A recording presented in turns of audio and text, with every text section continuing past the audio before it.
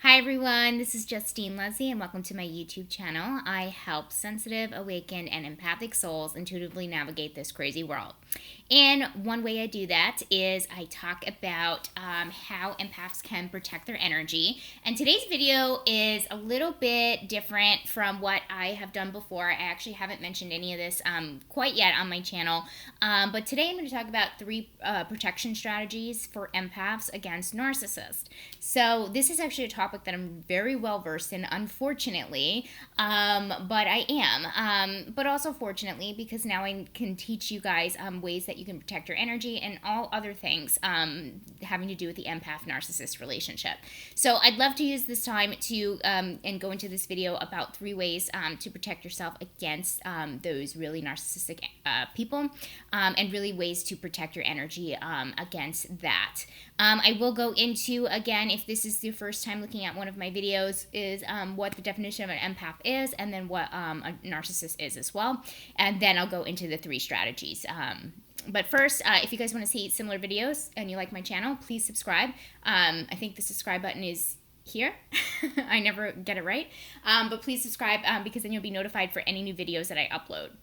Okay, so let's jump into it, guys. So basically, first, let's define an empath. So an empath is someone who feels energy very deeply, and it has the ability to feel the emotions and the energy of things outside of themselves. And they also, on top of that, have very intuitive gifts, which I talk about a lot on this channel. And I will be going into different videos of each different gift for you guys. So, but really, it's just very, very highly sensitive beings, right? You can also resonate with the term highly sensitive person. We call that HSP. I find there's a little bit of a difference between an HSP and an empath. And what I find the main difference is that empaths really do have those intuitive gifts, right? Okay, so let's define a narcissist. So this is very important for you guys to understand.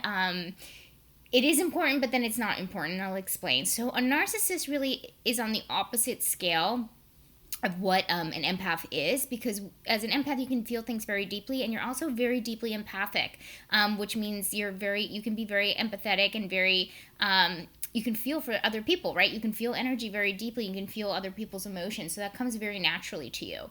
Narcissists, that doesn't come natural to them at all. In fact, it's opposite. It feels very natural for them to not have empathy, and which sounds really scary, I know.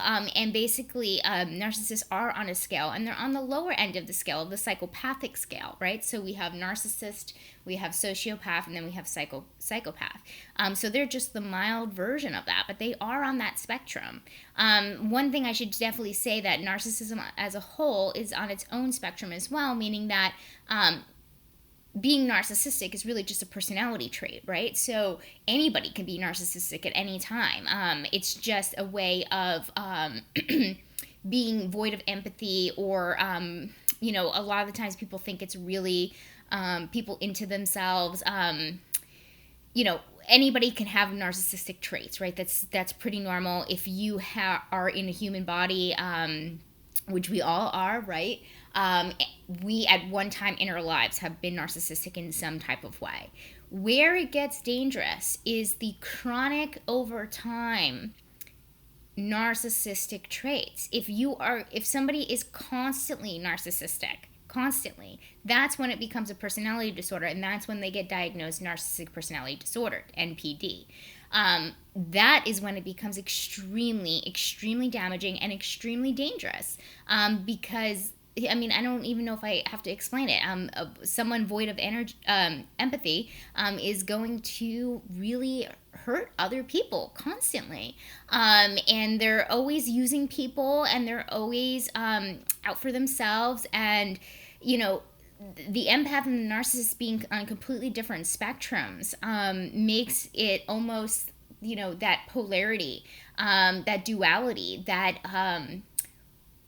lack. The empath has the abundance, and then the narcissist has the lack of that empathy, right? So it's almost like the yin to the yang in a really kind of sick, twisted way. So it's so important that if you're an empath, that you understand that you can recognize somebody on the NPD scale, which, by the way, I said it's important, but it's also, you don't want to be with somebody who's narcissistic. So if you are with somebody trying to figure out if they're narcissistic or not, just look at their qualities. Why do you want to be, if you have to question it already, that's a sign right there. But also, why would you want to be with somebody who, maybe not be narcissistic, but maybe they're emotionally immature? Why do you want to be with that person anyway? So if you find yourself questioning, I would say yes, this is just not a good partner altogether. And they don't need to have that diagnosis for you to leave the relationship.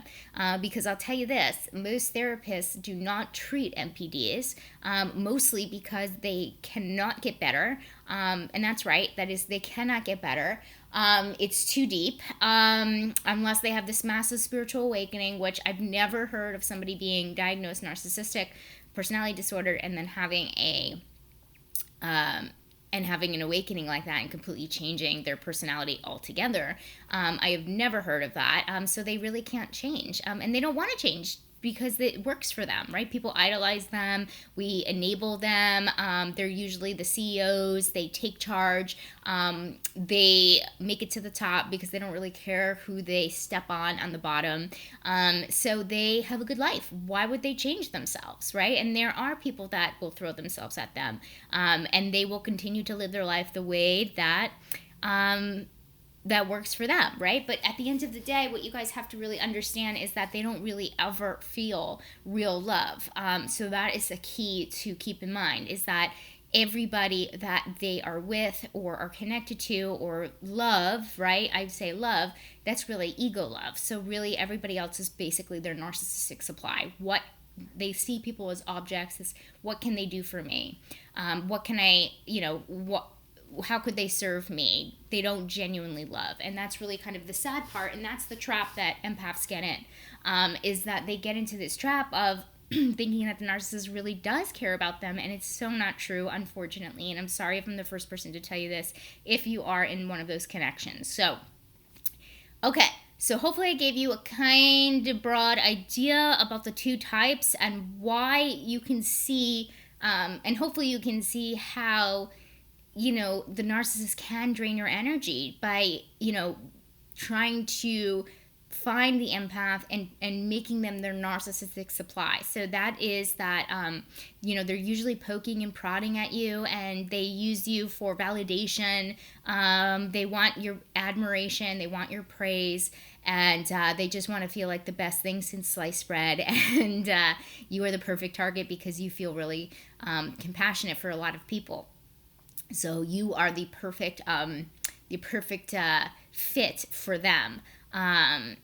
So now when you get smart, right? And when I talk in the beginning of this video, I say I help sensitive, empathic, and awakened empaths. And what that means is that when we are awakened as empaths, we are aware of most of these things that could be draining our energy, and this is one of them. So I found it appropriate to put this on my channel and go into 3 different strategies for how to protect your energy against a narcissist. So with that being said, let's go into the first one. So the first one here, I made notes. The first one is called deflection. So what deflection really is it's basically turning back the energy and deflecting it towards them. So really kind of reflecting, right? So an example of this would be if the narcissist asks you a question about yourself, and ask you a question about yourself, and then you actually ask them the question back. So basically it could be something as easy as, how are you? How's work going? And all of this stuff. Now, let me stop you right here. The narcissist isn't actually genuinely asking you how work is, right? He doesn't, he or she doesn't care how you're doing at work. It's really setting you up for some type of way that he or she can make them feel better about themselves, or put you down, or some type of opening. Basically, they're looking for an opening. So deflecting really just means that turning it around on them and saying, work is good. How's work for you? This strategy works because narcissists want to talk about themselves. That's what they want. They have no issue speaking about themselves, none at all. And this is important to know because that's how deflection works. And they will not pass up the opportunity to talk about themselves, basically. So using the strategy is really good, except there is a downfall for this one because then you have to sit there and listen to it. So it's really hard to... I used to use the strategy all the time, but it's really hard to not roll your eyes or make a face and really kind of push yourself into making it seem like you're interested.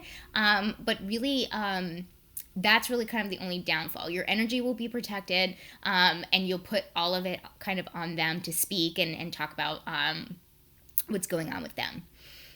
The second strategy, kind of similar, it's called gray rock. So I forget which psychologist came up with this. I totally forgot the name. But basically, it's being as boring as a gray rock, like as a rock. And what that means is that basically setting yourself up for, so here's the question again, right?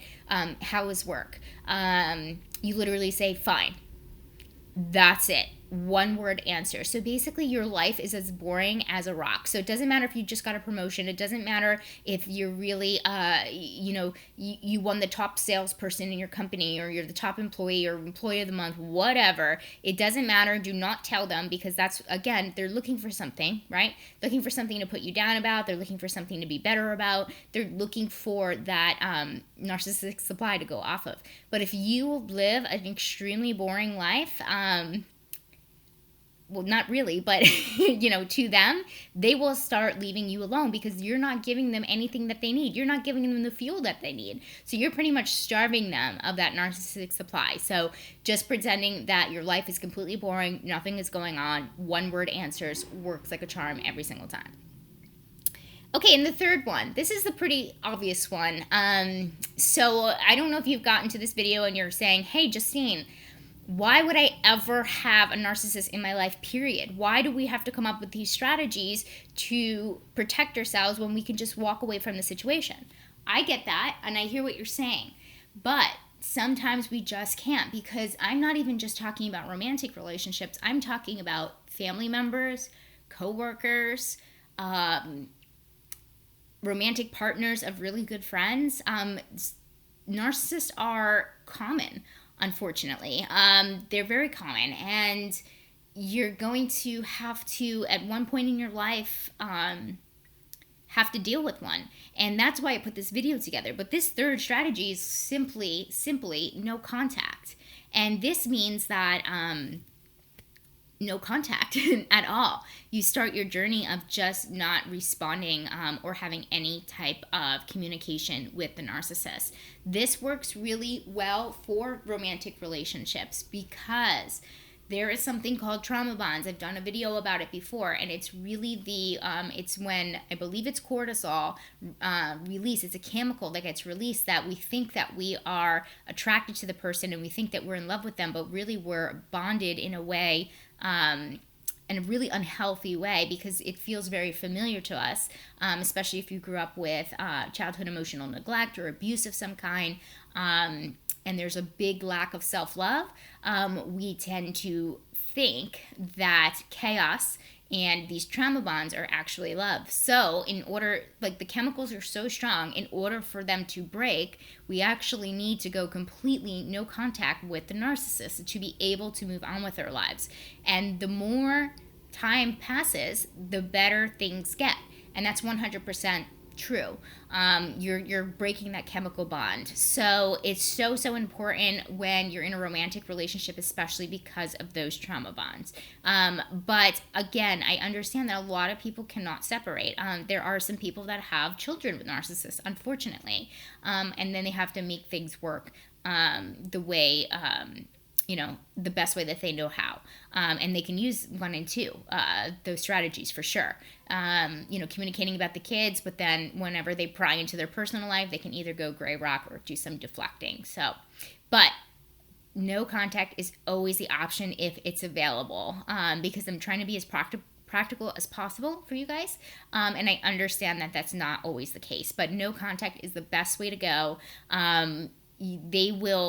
The longer no contact, the more the feelings that you get from the narcissist are more like indifferent.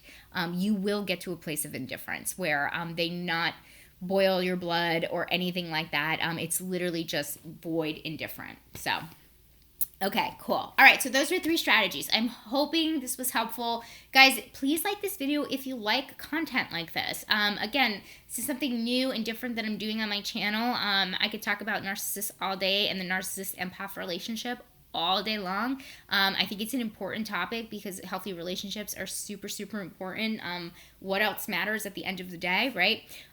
So let me know if you guys do like this by liking this, and subscribe to my channel. If I put out more content, you will be the first one to be notified of content like this. So, and oh yeah, in the comments, guys, I love reading the comments. So if you have any questions, comments, concerns, anything at all, please put them down below. I love reading them. And I'm curious to see if you've done any of these strategies on your own too, with a narcissist in your life. So very, very curious. Ooh, I can't speak today. Okay, awesome. All right, guys, thank you so much. Enjoy the rest of your day, okay? Bye.